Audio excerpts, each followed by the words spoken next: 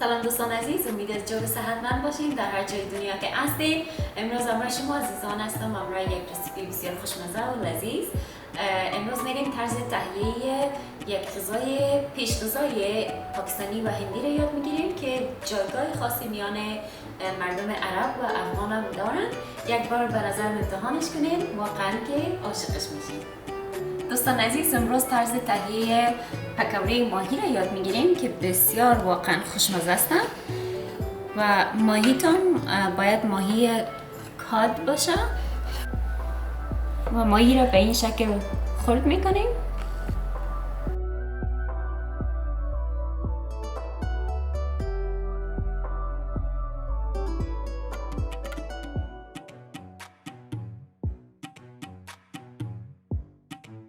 طوری که میبینین ماهی ما را خرد کردیم و در کاسه منتقلش کردیم و حال نوبت است که مسالجات ما را درش اضافه کنیم. از گشنیز شروع میکنیم. زردچوبه را اضافه میکنیم. مرچ سرخ، دانه های کارون، پودر سیر، نمک و قدر ضرورت.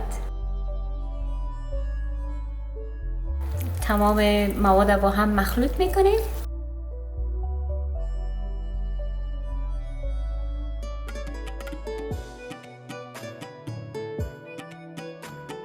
و حال نوبت است که آب لیمو را اضافه کنیم.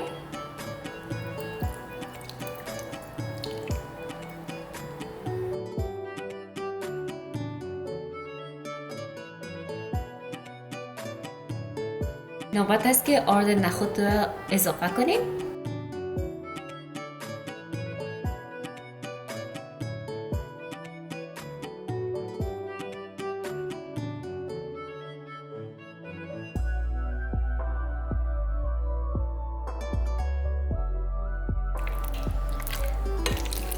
طوری که میبینین آماده هستیم که ماهی را سرخ کنیم. پیش از این ما یک عدد تخم مرغ اضافه کردم برای کورن استارچ.